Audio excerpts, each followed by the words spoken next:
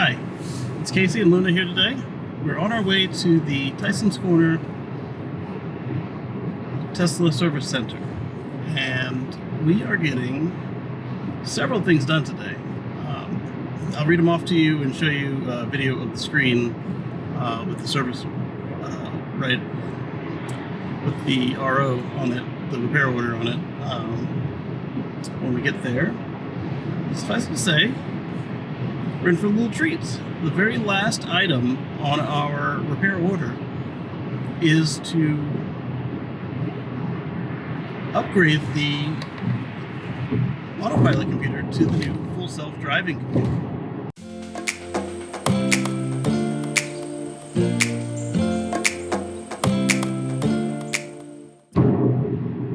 This is normally anywhere from a half-hour to 2-hour job. But combined with the other items that we've got scheduled, I'm going to go ahead and suggest that it's probably going to be another 2 weeks. So we will keep you updated with this. So we'll keep you updated with how this goes. But it's all going to be in one video, so it's not going to be a series. So stay tuned and see what happens when you're scheduled for a full self-driving computer upgrade. And we'll catch you on the flip side. Alright, so here we are at Tyson's Corner Tesla Service. Dropping off Tachikoma for her service. And we'll tell you what that service is in a minute. First, yes, sentry mode. Alright, so we need an envelope. Oh, they've changed the envelope since last time. It was needed. Alright, so we'll fill this out. And we'll turn her in. The shop has people working in it till 11. They've got a couple shifts, which is kind of cool. Okay. Got our ticket.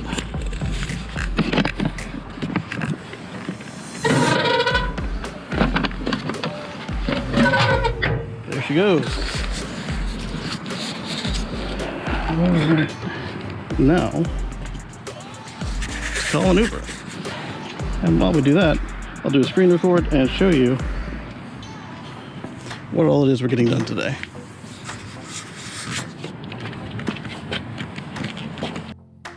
Here we go.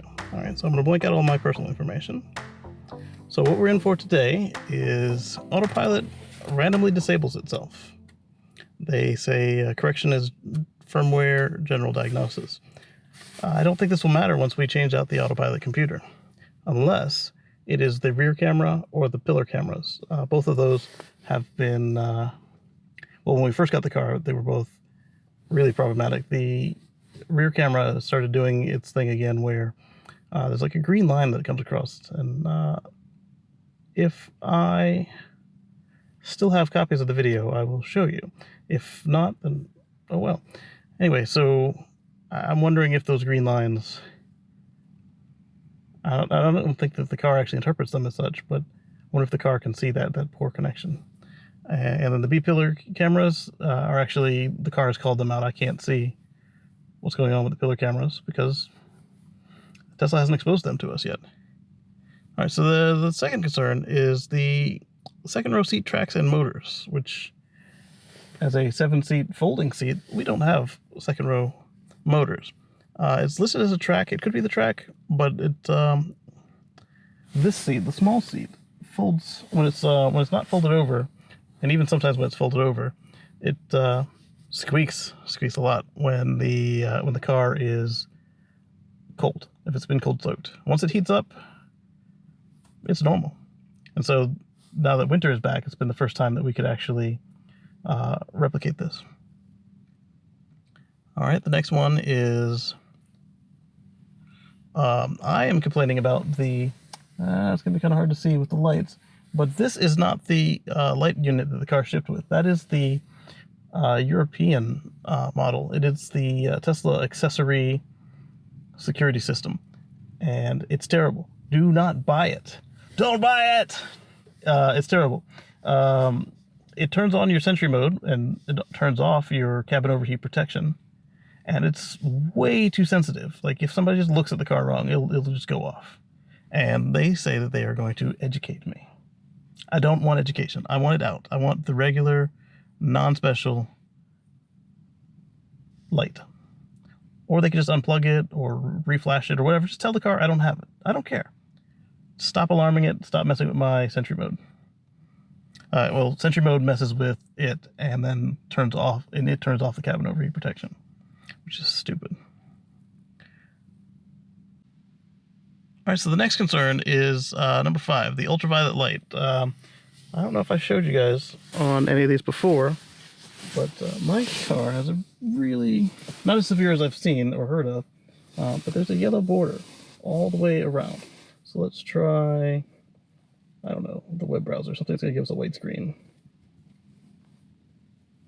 Boom! All right, so you can see it's kind of yellow all the way around. Cybertruck. Got some interesting news on the Cybertruck coming up for you.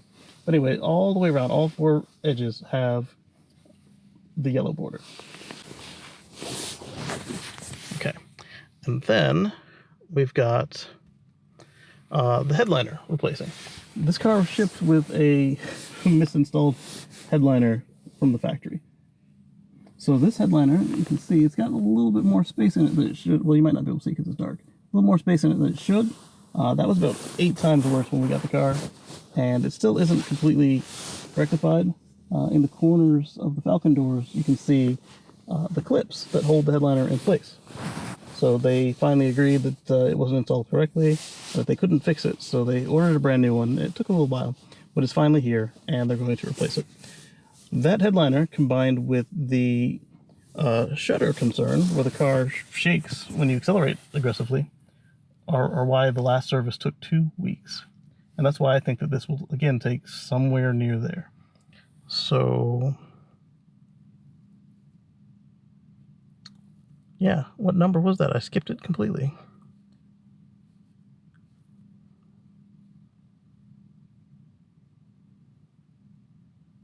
Ah, it's number 3. That's the general diagnosis. Customer states that after the shutter fixes, the vehicle still vibrates on moderate or hard acceleration and low and very low. Because if you weren't in low or very low, they would tell you, oh, well, that's just the way it's built. Stop doing that. And so it's better than it was before they fixed it, but it's still not gone. And the bulletin says that if it's not gone, that they've got some more steps they can do. Hopefully those steps will fix it, because if not, I don't think there's anything else they can do. The parts for that actually came from the Raven.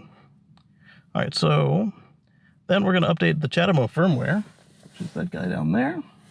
The CHAdeMO adapter can only be updated at the service center. They don't send the updating unit to places with the mobile techs. I guess they might if it was like super urgent, but it has to hook up to the Wi-Fi, and it hooks up to the CHAdeMO side, not the Tesla side of that adapter.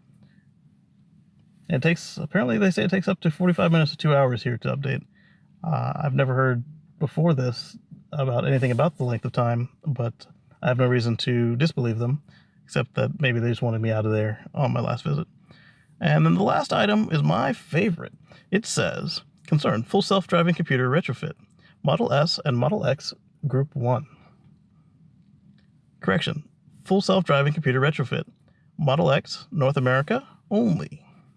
Parts replaced or added is going to be the assembly Autopilot ECU 3.0, Model S, Model X, fused, and the part number, quantity 1.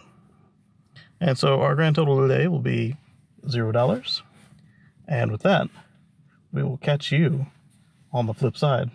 So next time you see us, it will probably be us riding in an Uber on the way back, unless we see something interesting on the Uber on the way out, or if they give us a loaner car, or if they give me any trouble. Basically, if there's anything interesting to update you with, we will update you. But we have an Uber for 1 day, and I don't see how they're going to get all of this done in 1 day, unless they're going to start first thing, which would be cool, but I'm not counting on it. And so like that, catch you on the flip side. Okay, so here we are waiting on our last Uber of the day. We being me. And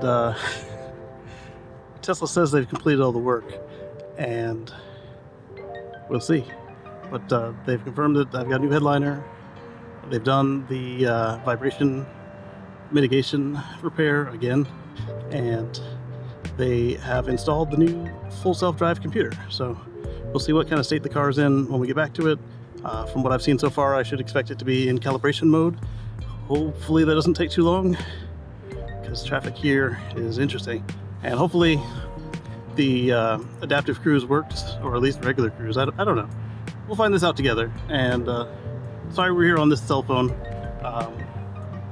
Cell phones aren't allowed at work. You put them in a locker, and so a regular camera probably would have got me in some trouble. So I just left it at the cell phone.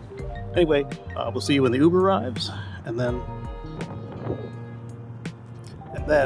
we will pick up the car together.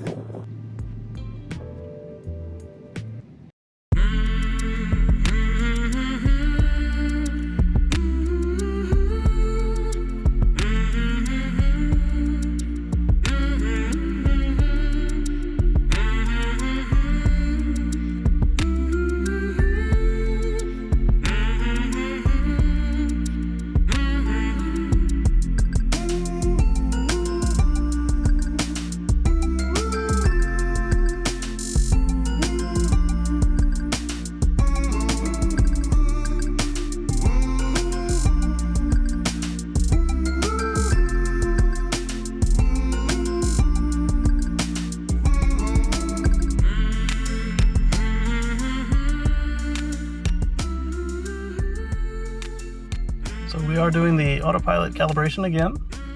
I can't say that I'm 100% happy with the way that the car was returned to me. It could have been worse. Definitely could have been better. But let's drive it home, get it trained up, and then see what we think about the new Autopilot computer. Yeah. The good thing is it didn't take 2 weeks this time. The bad thing is they didn't bother to charge the car. I don't know. It's just... It used to be a completely different experience doing service. That's all I have for now. We'll catch you on the next scene. Got our first cone. It's not quite a cone though. It's a flower pot and a Christmas decoration. But it's a start. Okay, so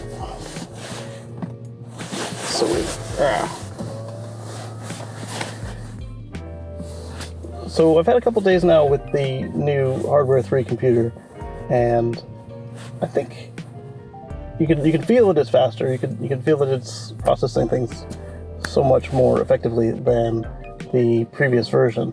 But you can also tell that it's running the older version of the software. It still has trouble with aborted lane changes, and we had one on the way over here to the supercharger where it aborted the lane change and there was nothing around whatsoever, and then it kicked out of Autopilot, so that was fun. The calibration happened much faster than the previous computer. It happened all within the drive from home to from the service center to home, and I want to say it was about 30 to 40 minutes in stop and go traffic before it was calibrated, which was pretty cool. And the quality of the Sentry cams and the dash cam seemed to be better to me. That could be placebo effect, but it definitely isn't doing any of the, or not as much as the flashing and stuttering that it was doing before. And then I, of course, also use the Tesla Sentry Cam Viewer app. I'll put a link to it in the description, where it's able to smooth out some of the artifacts that the encoding that Tesla is using is putting into the stream. So Finally, here we are, over a year after we bought the car. The full self-drive computer is available. It's in the car, and parking mode on.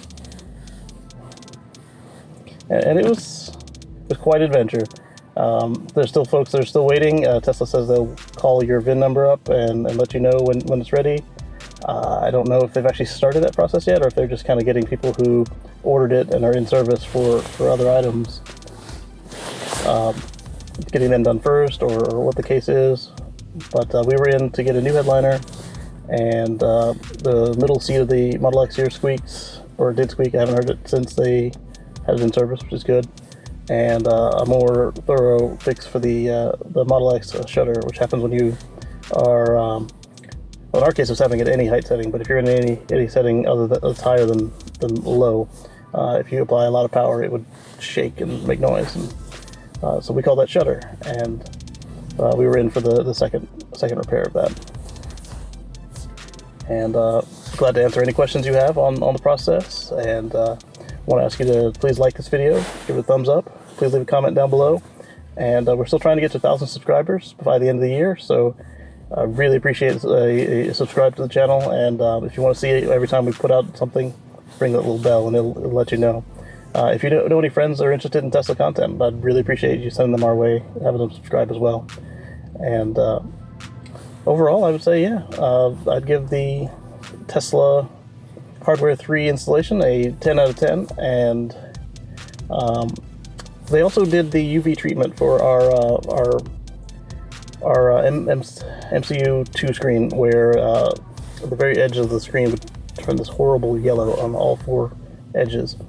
So they attach a UV light to it for a few hours, and it basically just burns it back to clear again, which is pretty cool.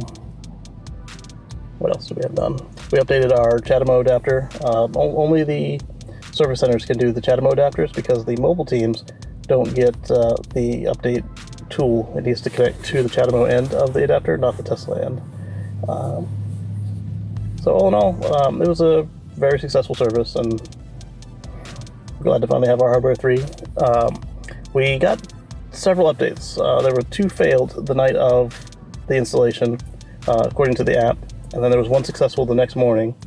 And when I checked, it was the same version we were on before, so I don't know if it's just a different version for the new hardware, or if that was just them reflashing the whole car to get the Autopilot computer up to the same version that we were on. And the